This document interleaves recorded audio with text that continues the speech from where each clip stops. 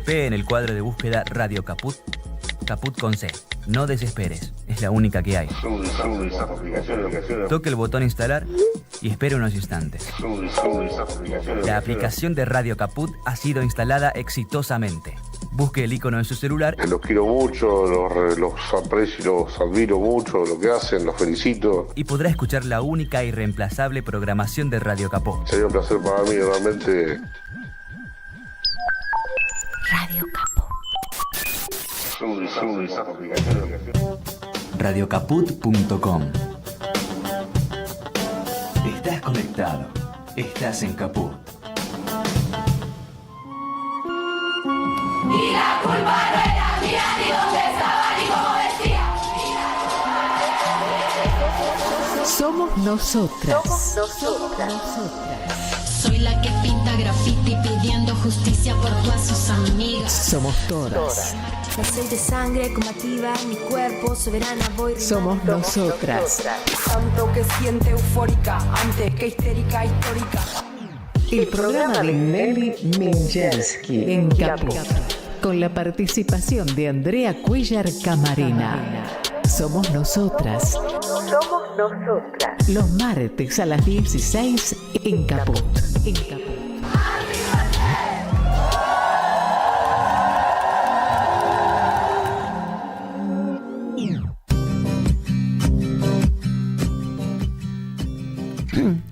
Hola, ¿cómo están? Buenas tardes.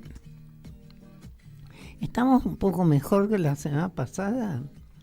Y bueno, por lo menos ayer nos dio una luz de esperanza, nos dieron una luz de esperanza las y los jóvenes, ¿no? ¿Cómo ves? Pues, ¿por qué no vamos directamente a nuestro invitado de hoy? Hoy nos acompañan acá dos jóvenes de escuelas secundarias, dos estudiantes de escuelas secundarias de la ciudad de Buenos Aires, el Mariano Acosta, el Mariano Moreno, el Mariano Moreno, ella es presidenta del Centro de Estudiantes del Mariano Moreno y del Colegio Carlos Pellegrini. ¿Sí? Bueno, Manu y Bas. Bien. Ustedes saben que cuando hace 1000 años yo era niña, adolescente, el Mariano Moreno... 1000 años. Que conste. El Mariano Moreno ya existía y en el mismo lugar, creo, y era famoso por los muchachotes, que eran unos machones. Claro, la época del 70. Claro, no había las mujeres, las niñas en una escuela y los varones en otro. No sé a qué podían aprender, qué se les iba a enseñar, de qué se iban a contagiar. Me acuerdo que mi abuela me decía que yo era varonera. Porque no guardaba la forma, ¿no? Por suerte, cuando escuché esto, y dije, qué bueno, me acordaba del Mariano Moreno como un colegio muy masculino. Y ahora estamos con una presidenta, una hermosa jovencita. ¡Qué orgullo! ¡Qué orgullo! No me van a decir que hay cosas que cambiaron. Bastante, ¿no? Sí, por supuesto. O sea que yo me congratulo, estoy feliz de estar acá con dos jóvenes, porque son los que van a vivir todas estas décadas. Totalmente. Son los que van a sufrir, son a los que nos interesaría poder transmitirle algunas cosas. Y bueno. Pero también me interesa muchísimo escucharlos. Sí, a mí también. ¿Vas? ¿Querés contarnos cómo estuvo la jornada de ayer? La verdad es que en lo personal me encanta la marcha del 16 de septiembre. En realidad, todas las marchas que tienen que ver con la memoria, la verdad, la justicia, el 24 de marzo, etcétera. En específico, el 16 de septiembre me choca mucho, claramente, como todo el movimiento estudiantil, y siento que se disfrutó mucho, más allá del deber como joven, estar ahí en Plaza de Mayo y tal, se disfrutó mucho, vi muchas caras sonrientes, vi mucha gente, en mi caso el Moreno fue mucha gente y tal, por lo tanto estoy bastante orgullosa de haber visto caras nuevas, haber visto caras sonrientes y tal, más que nada en estas épocas tan negacionistas que estamos atravesando. Totalmente, sí, totalmente. Y hubo una buena convocatoria de todas las escuelas secundarias. ¿Qué tal el Pellegrini? ¿Movilizó mucho el Pellegrini? ¿Cómo estuvo, Manu? Sí, el Pellegrini, como el Nacional Buenos Aires, en general son los colegios que más gente llevan por la magnitud, ¿no? de los colegios en sí. Son colegios históricamente muy politizados y que por suerte movilizan una gran parte del estudiantado, pero lastimosamente también en todos los colegios secundarios, ¿no? Venimos con el problema de que la llamada batalla cultural, ¿no? Que obviamente no está perdida porque entendemos que como todas las cuestiones son dialécticas, ¿no? Es un ida y vuelta, sí. Pero sí, culturalmente el neoliberalismo penetró mucho en el último tiempo, más que nada en la post-pandemia, en los estudiantes, y vemos cada vez un individualismo más pronunciado. No sé si de despolitización, pero sí, porque digo, el discurso antipolítica sí es un discurso político, y nosotros siempre decimos, no creemos que a los pibes no les interese lo que pasa en la realidad, no creemos que a los pibes no les interese que está 600 pesos el boleto de subte, que no tienen un plato de comida todos los días, que hay chicos que no pueden ir al colegio y tienen que dejarlo por ayudar en la casa y salir a trabajar. O incluso otras realidades peores, donde incluso hay pibes que se ven forzados a la marginalidad, ¿no? Al consumo de sustancias, al robo, que es una violencia con la que se convive diariamente en todos los colegios secundarios. Pero bueno, lo lindo que tienen estas jornadas es que, más con la victoria de Milei, sí hay un interés un poquito más despierto, por lo menos en algunos sectores del estudiantado, con la realidad, ¿no? Con lo que está pasando. Las jornadas se volvieron mucho más multitudinarias, tanto la del 24 de marzo como la de la marcha universitaria, y finalmente con el 16 de septiembre, ¿no? Yo te voy a hacer una pregunta. Los estudiantes saben que las ideas de Milei ya se aplicaron y que costaron millones de vidas, que costaron millones de vidas de los partidarios también de esas ideas, que duraron pocos años, que murieron, ¿saben cómo murió Hitler? ¿Saben cómo murió Mussolini? Hitler murió, se suicidó ante la derrota que tuvo y fue responsable de millones y millones de muertos. ¿Conocen los chicos que esto ya se experimentó, que el programa económico es el mismo calcado del que tuvo la dictadura en la Argentina? Si te puedo responder a esa pregunta. Me encantaría.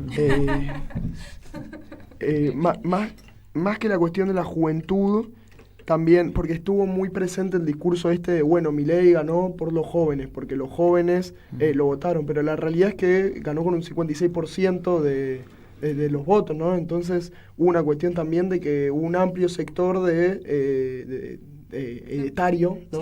Que lo votó, y bueno, ahí la pregunta sería también, toda esa gente que es mucho más grande, que ya vivió incluso el 2001, la dictadura, entiende lo que es Milei económicamente. Pero... Bueno, perdóname, pero ese sector de adultos era el que lo votó a Macri. Milei tiene un hueso duro, pero ganó por el PRO. Si el Macri no ganaba, digamos, no se aliaba con Milei, no hubiera ganado. O sea, hay una cantidad de adultos ideológicamente de derecha desde que nacieron. Yo creo que también lo que pasa es que lo que yo escucho, aunque sea en mi colegio y en otros también, es que de alguna u otra manera primero, la campaña de Milei fue completamente digital. Vos lo veías en todas las redes sociales, vos lo veías en TikTok, en Instagram, en Twitter, y obviamente eso a la juventud que vive con el celular pegado los atrapó, y al ver a la juventud que justamente proponía algo nuevo, que no es nuevo. Nosotros 4 sabemos que no es algo nuevo, pero para alguien que se muere de hambre o se le cae la pared a pedazos del colegio o no llega a fin de mes y tal, lo que propuso Milei fue algo relativamente nuevo. Sí. Nosotros que tenemos historia y tal, quizás no nos parece lo nuevo, pero digo, para la persona que tiene otra realidad se le dificulta ver que no es algo nuevo. Es nuevo en algo, es nuevo en el diseño, es disruptivo. Sí. Ahora vos mirá que cuando uno estudia un poco el nazismo, ve que Hitler y los consejos era hacer vulgar todo. Cuanto más obsceno, cuanto más de bajo nivel él lo propiciaba. Ahora, acá se unieron varias cosas. Sí, varios factores. Y además les cuento, cuando pregunto por los jóvenes, no estoy acusándolos, al revés, me preocupa porque van a terminar, son la carne de cañón el día de mañana. Y estas políticas hasta internacionales que llevaron en la época de Menem a los atentados de la AMIA y de la embajada, sí. Eso es geopolítica. Claro, ¿cómo vas a ver eso un joven? Pero también estos alineamientos, en última instancia, a uno le duele, porque quienes van a sufrir más son las infancias y son los adolescentes, y son los jóvenes que el día de mañana van a ver frustrados, ¿no?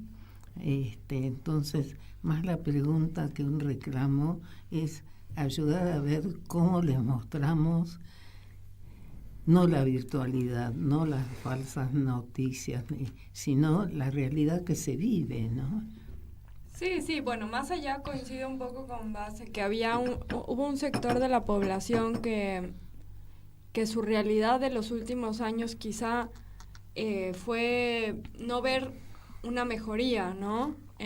Para ellos ni para sus familias, y como encontraron o vieron en Milei alguien que iba precisamente o prometía, ¿no? Eso que todas y todos esperaban, que es, bueno, salidas laborales, mejoramiento de la economía.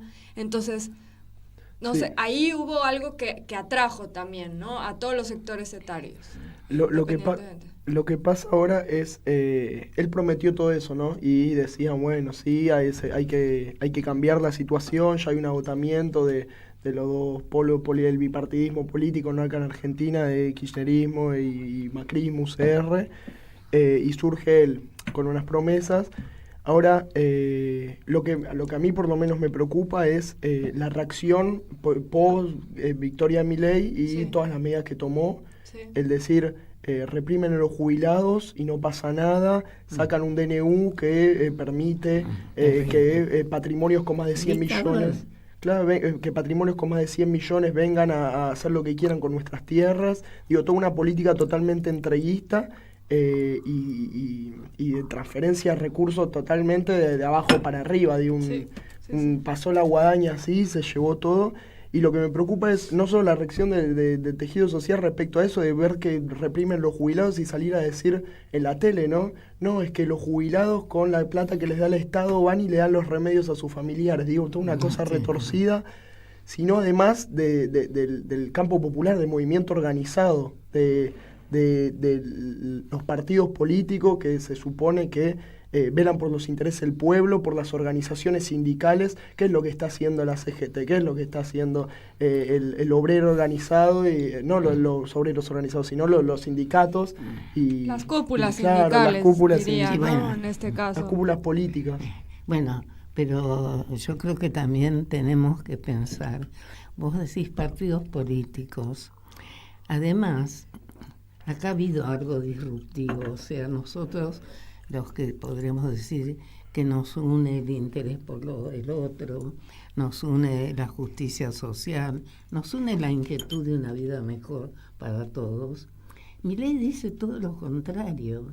Milei favorece con números, papel y lápiz, te saca el impuesto a los bienes que es algo absurdo totalmente. Su bandera es bajar impuestos. Bueno, pero él está diciendo que hay que esperar No, porque no, va no. a llegar ese momento en el cual todo eso que está haciendo va a... No, perdón, porque él, y acá tenemos que aclarar, él habla de que la justicia social es una mierda, que sacarle a uno para que otro tenga más, eso no corresponde, está diciendo que no a los impuestos. Claro, entonces sí. es claramente clasista, pero ¿qué casta? Ahí Esa va, casta es pero la casta la real. cuestión es esta, él tiene ese discurso clasista y contra la justicia social, y los que defendemos la justicia social, o por lo menos las cúpulas de los partidos que defienden la justicia social, tiene un discurso totalmente conformista. Digo, ¿quién está ahora hablando de la reconstrucción del peronismo? Moreno, Pichetto, Massa, gente de la embajada yanqui, gente del peronismo de derecha, Está gente... bien, pero perdóname, porque si no pongamos a todos, porque los diputados de la Unión por la Patria están actuando correctamente, son los únicos diputados que no han renunciado y han votado como corresponde. Entonces, la Unión Cívica Radical ojalá se depure, por ahora suspendió a 5 diputados. Bueno, pero igual hay una sensación compartida y la comparto un poco con Manu, no sé cuál es tu opinión, Bas, de que hay un cierto como apaciguamiento de las dirigencias. Yo quizás lo quiero llevar un poquito por otro lado, o sea, como que siento que tanto el debate de Milei, en realidad, decíamos de Milei, pero también acá está Villarruel, están todos los diputados de la Libertad Avanza, etcétera. Sí. Pero bueno, más específicamente Milei, el discurso de Milei atrapó a cierto sector no sé si o sea, en el futuro, en el presente actualmente, lo está terminando cumpliendo lo que estaba proponiendo, que nos íbamos a cagar de hambre, perdón la expresión, nos íbamos a morir de hambre, y al fin y al cabo eso está pasando. Por lo tanto, a mí me sorprende también, más allá del que no salgamos hasta ahora a las calles y tal, de una manera más masiva, de una manera más con un paro general, los estudiantes, los secundarios, terciarios, universidades, sindicatos, gremios, etcétera. Más allá de eso, a qué punto tenemos que llegar para tener que salir a las calles, también lo que me sorprende es cómo hay gente que todavía lo banca, cómo todavía la gente lleva con el discurso de primero hay que morirnos de hambre y a partir de ahí vamos a estar mejor económicamente. ¿Cómo llega una persona a pensar así, a bancarlo así? No tengo la respuesta, no tengo la respuesta, pero me sorprende eso también. Bueno, perdón, todavía no nos olvidemos que tiene los medios. Todavía no nos olvidemos que usó las redes, vos misma lo dijiste, y que es dueño de muchas redes. Y todavía no nos olvidemos que hay un problema que a mí me preocupa, que Milei miente. Nosotros, por lo menos de mi generación, las que me siguieron, no mentíamos, no prometíamos cosas, a lo mejor prometíamos cosas que queríamos cumplir y no pudimos, pero no miente. El discurso de la mentira, y he leído ahora que tengo que conseguirme un libro, que hay una ciencia que se llama, y un señor que se llama Proctor, que es profesor en Stanford, que escribió un libro sobre la ignorancia, cómo se convierte una verdad aprobada por todas las ciencias en mentira. Y hay un libro que escribió una mujer que con ese sistema de dar vuelta a un discurso a través de las redes, a través de los famosos algoritmos, de que modifica tu pensamiento. Entonces, porque si no, es muy difícil de entender cómo las fake news cambian y modifican el pensamiento de alguien. Entonces estamos ante fenómenos, y hay mucho poder económico detrás de él. Milei es para mí un títere siniestro, pero estamos viendo, miren ustedes a quién propone ahora, no sé para qué cargo muy importante, a Elstein. Elstein es el segundo, el testaferro de Soros, una de las grandes fortunas del mundo. Musk es una de las grandes dueños del mundo, o sea, es así, es la casta. Ahora, ¿por qué eso no? Yo creo que además que en algún momento esto va a estallar, porque... Bueno, sí, sumando eso que decías vos, también detrás de todo se esconden intereses, ¿no? Y de las primeras reuniones que tuvo Milei, que no fue un viaje de Estado, sino fue un viaje personal, fue reunirse con Elon Musk, quien ya había financiado el golpe de Estado en Bolivia, y de hecho acá el gobierno de Macri por Jujuy pasó armas a los golpistas, por la cuestión del litio, y de hecho acá tenemos todo un quilombo con el litio porque no está caracterizado como recurso estratégico y básicamente los grupos económicos, que acá hay un monopolio de una empresa que es una fusión yanqui con australiana que se la está llevando, y bueno, Elon Musk también está con los ojos en el litio, y hay que estar pendiente de esa cuestión, siempre de los intereses, de los recursos naturales, de que ¿viste? ¿Qué es lo que está pasando realmente y quién quiere venir? ¿Para quién responde? Ahí va. La estrategia también, o sea, no sé si estrategia política, pero también esa alianza que agarró con el PRO, ¿no? La Libertad Avanza con el PRO. Bueno, también cómo ciertos sectores de la sociedad son más afectados que otros. Por ejemplo, con la represión policial que está habiendo en estos últimos tiempos, más allá de, por ejemplo, lo que mencionaba Manu antes, la represión en Plaza Congreso con los jubilados, o el protocolo antipiquetes de Patricia Bullrich. También cómo la policía aprovecha los recursos que le da el Ministerio de Seguridad para justamente atacar a un sector de la población que es totalmente estigmatizado, estereotipado, no sé. Por ejemplo, Jorge Macri ahora con el discurso de querer mejorar la ciudad de Buenos Aires, qué sé yo, pone plata para propaganda política, donde te aparece en un video, un anuncio de YouTube cada 2 segundos diciendo que limpiaron la ciudad, que sacaron a todos los indigentes de las calles y tal, y en realidad lo único que hacen con esos indigentes es ponerlos detrás del banquito para que no se vean para la foto y después se van. O sea, los indigentes, creo que desde que asumió Milei yo sigo viendo a gente durmiendo en la calle, yo sigo viendo problemas con la situación económica de la población y tal, y también cómo la policía aprovecha y no sé, va a las villas. Hace unos meses se hizo popular un caso, pero no me acuerdo el nombre, pero operativo en la villa 31, ¿puede ser? Sí. La 31. ¿Cómo? Un desalojo fue. Un desalojo.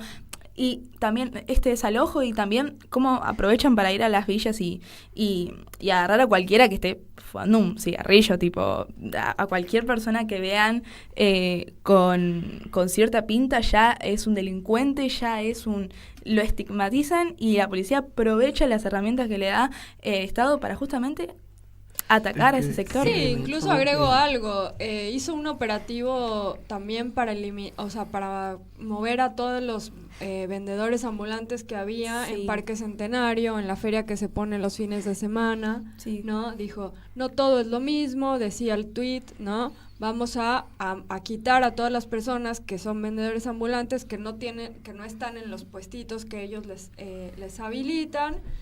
Y bueno, ahí hubo una cantidad, diría, más del 50% de las personas que tenían ahí como fuente de trabajo el comercio que llevan adelante ahí el fin de semana, ya no lo tienen. Entonces, en un contexto en el cual hay una economía bastante paralizada y en un contexto en el cual los bienes que vos podés adquirir no están en los centros comerciales, sino están en las ferias, ¿no? Digo, creo que todas y todos en estos contextos vamos a las ferias, buscamos consumir lo más económico. Completamente. Y eso, ahí se cortó eso, ¿no? Entonces, ¿a dónde están orillando a todas esas personas? ¿No? Bueno, hay algunos filósofos o cientistas sociales que hacen unos estudios muy particulares, porque esto de hundir a la clase media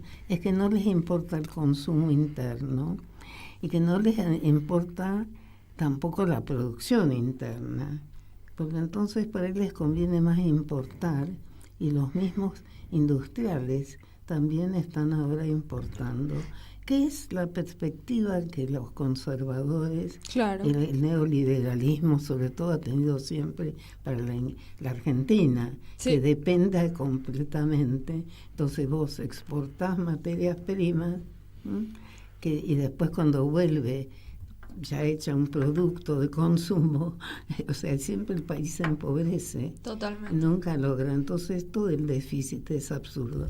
Pero a mí me gustaría con estos jóvenes preguntarles por algo que he estado leyendo bastante, sobre que esto más que lo del déficit fiscal es un título, digamos, que acá hay algo que es el tema del ataque a la cultura, porque la cultura siempre ha sido un enemigo del fascismo.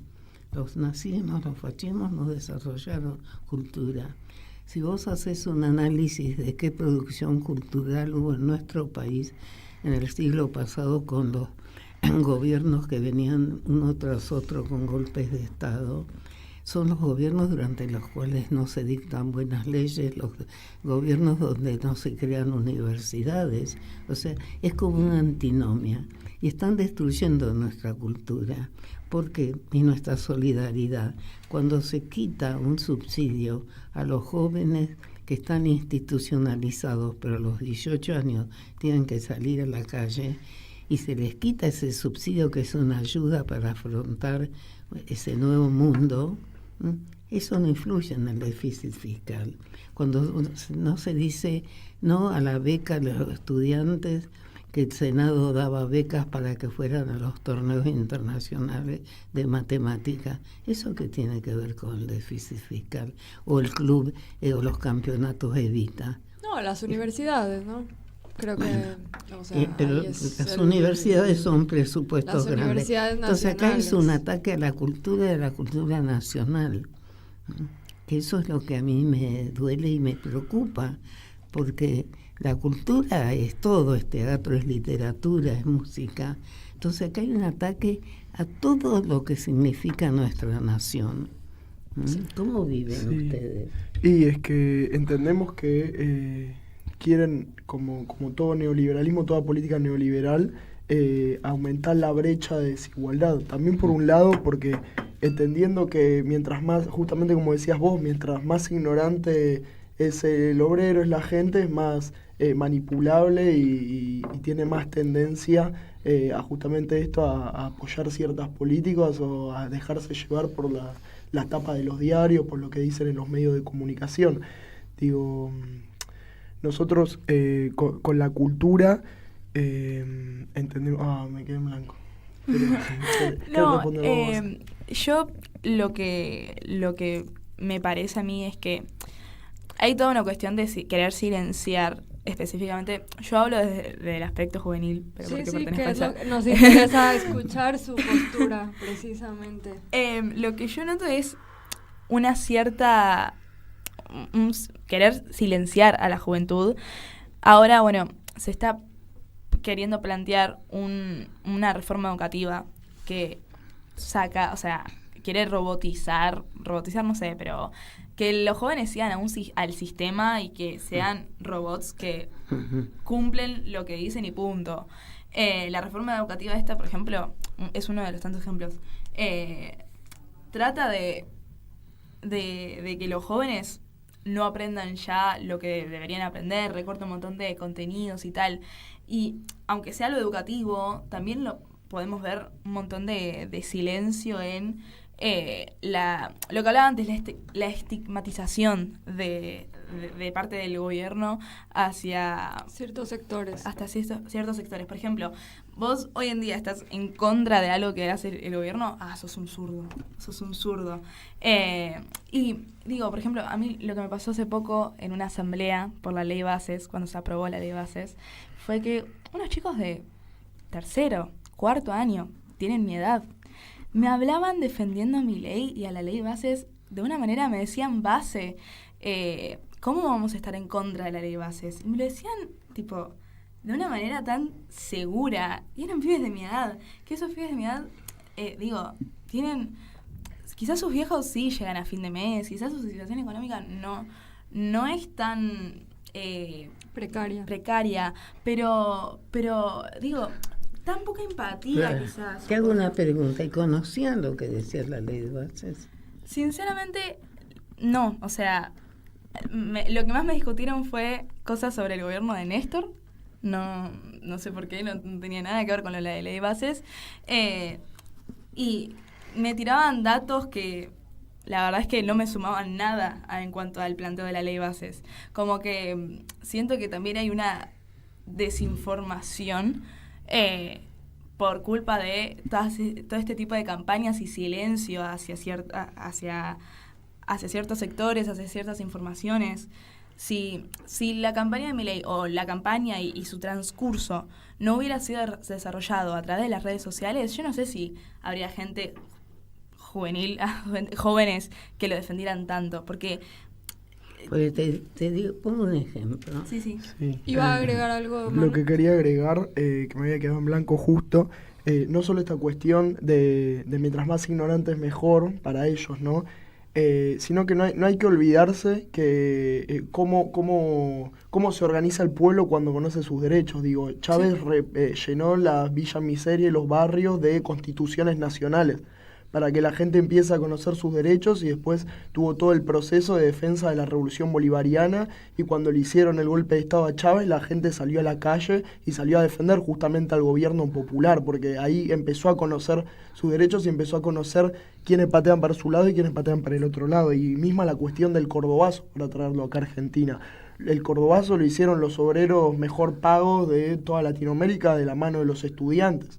Entonces, la cultura y el conocimiento te da herramientas para organizarte que la ignorancia obviamente no te da. Sí, lo que pasa es que yo siento que estamos en un momento que las personas como que están como cansadas y no quieren, o les cansa que vos, hay cierto acercamiento que no estamos logrando. Sí, pero yo creo también... a los jóvenes y a todos los sectores, de cómo acercarnos para hacerles saber eso. Perdóname, pero esos son jóvenes.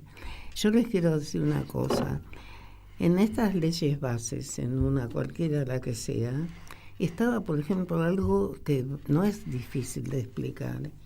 Que en las leyes de locaciones lo que pasa es que nuestro sistema, con todos sus males, tenía todo un sistema organizado con mucha protección. Porque una ley de locaciones te protege porque te da ciertos mecanismos durante etapas de un mínimo de plazo, que no te pueden echar, que no te pueden indexar en una época en tal forma. La ley, él derogó a través del DNU la ley de locaciones. La ley de alquileres. Sí. La ley de alquileres. Eso es algo bastante elemental. Derogó el tema de que no se pueda subir las tarjetas de crédito, no te pueden poner cualquier interés. Estaba el tema de los subsidios. O sea, hay muchas cosas. Los jóvenes no saben que la mayoría de los países no tienen salud pública, ni tienen educación pública gratuita. Entonces es como que nos dimos todos una serie de derechos y de avances, sobre todo en la condición de la mujer, pero eso no se supo, no se pudo, no sé cómo se transmite. Porque hay también algo que no logramos transmitir, evidentemente. No, pero no sé si... es que el problema es cómo se transmite. Todavía no sabemos también. Vos mirá cómo se está transmitiendo a través de las redes las falsas noticias. Sí. Sí, algo que quería agregar, que yo me había quedado atrás, al tema de cuando estamos hablando de la policía, ¿no? Y la cuestión en la Villa Miseria y justamente la militarización de la policía.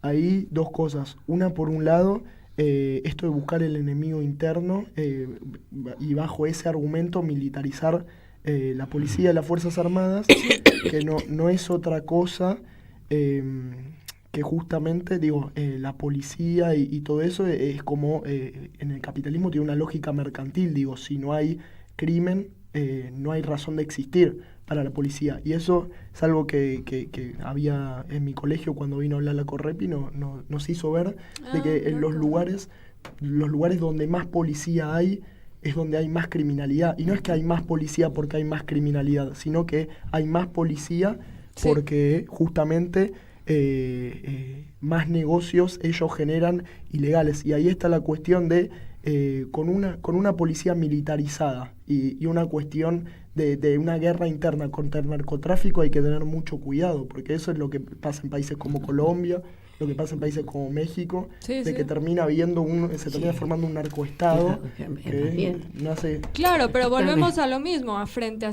un contexto de mucha precariedad, hay como empieza a haber como una pequeña salida laboral de ingresos para ciertos sectores en el tráfico de drogas. Eso está desarrollándose en las villas en este momento.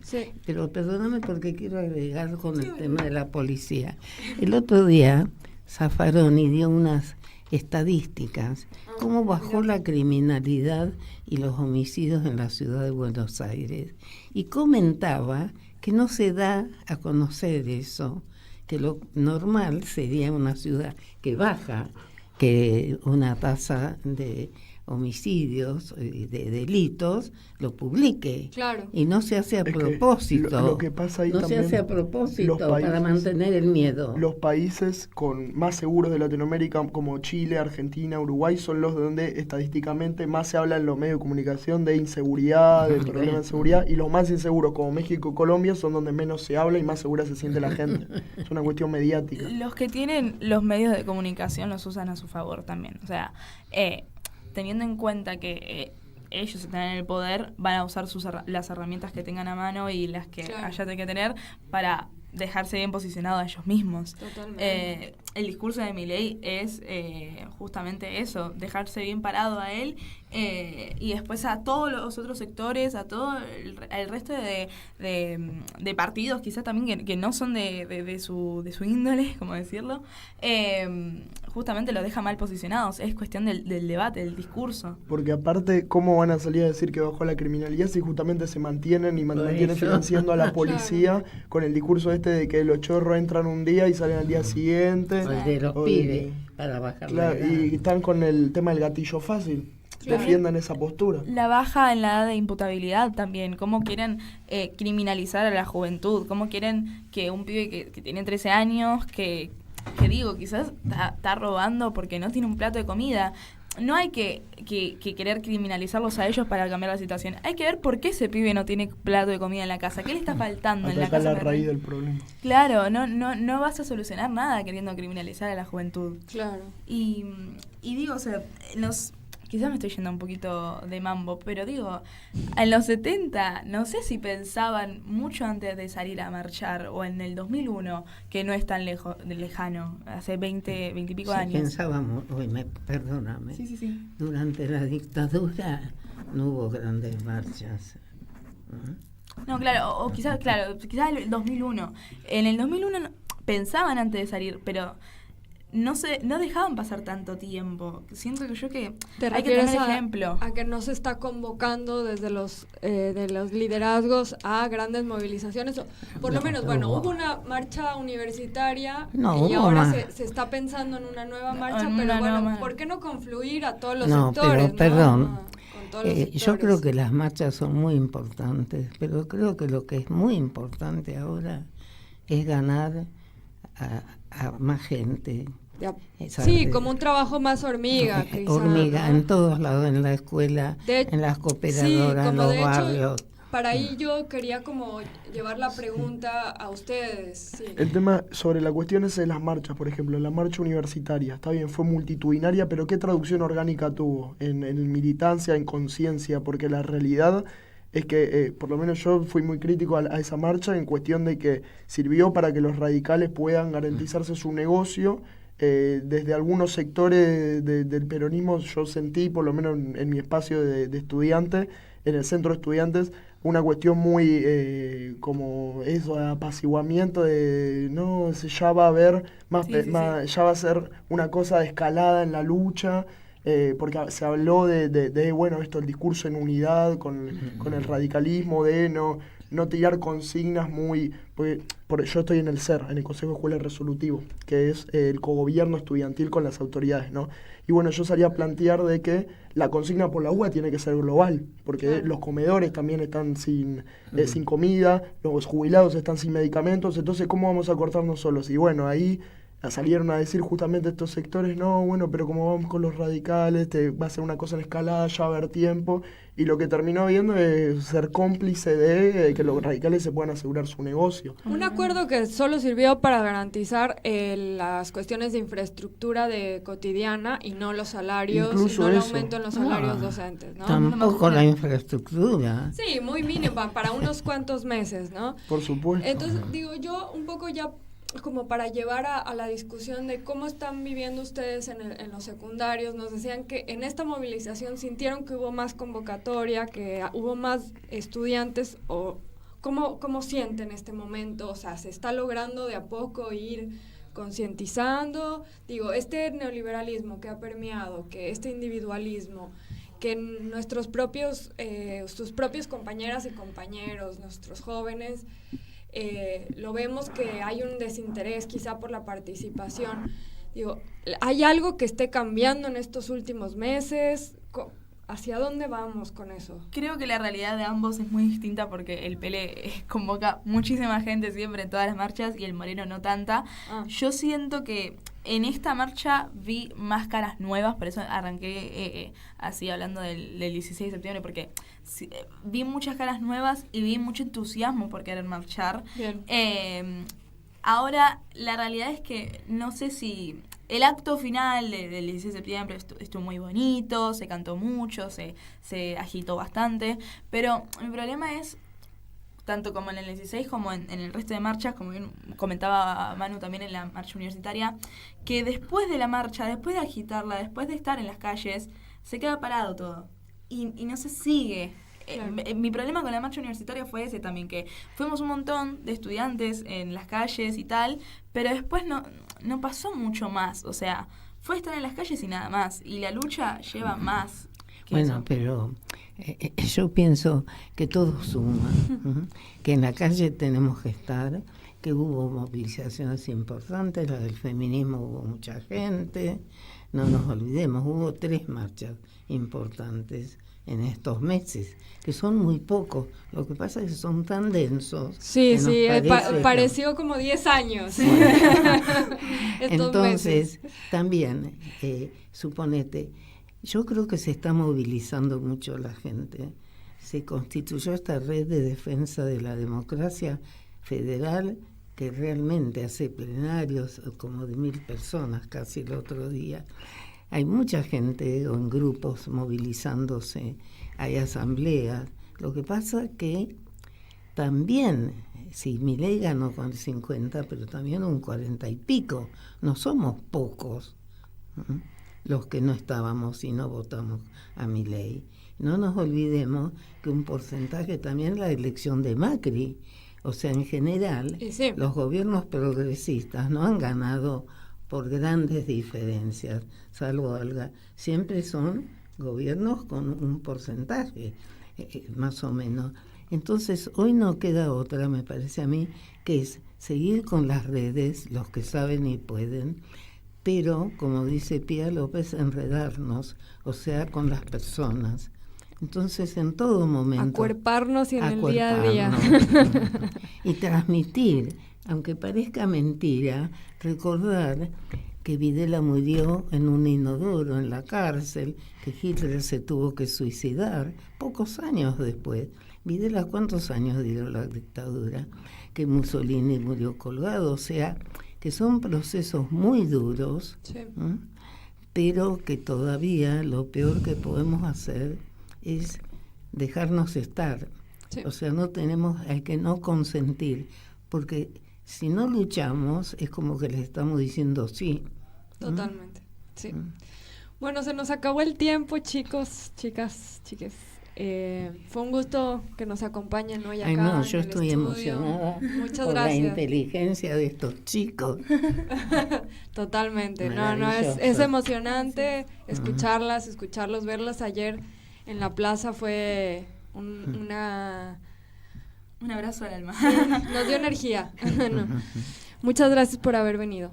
Gracias. Gracias por invitar. Y cuando quieran cualquier cosa denunciar, acá estamos. Es bueno saberlo. Bienvenido. ¿Qué vas a estudiar?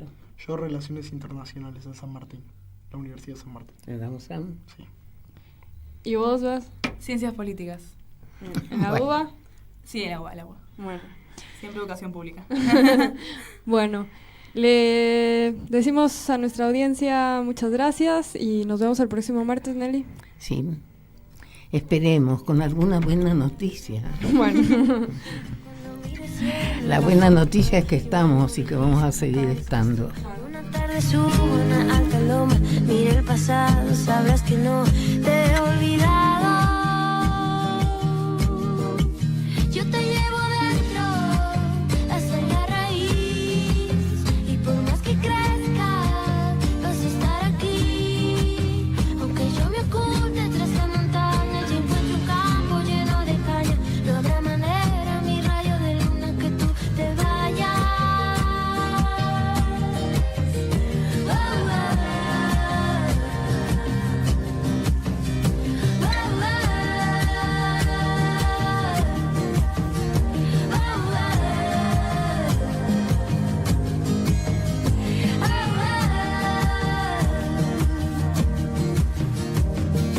Pienso que cada instante sobrevivido al caminar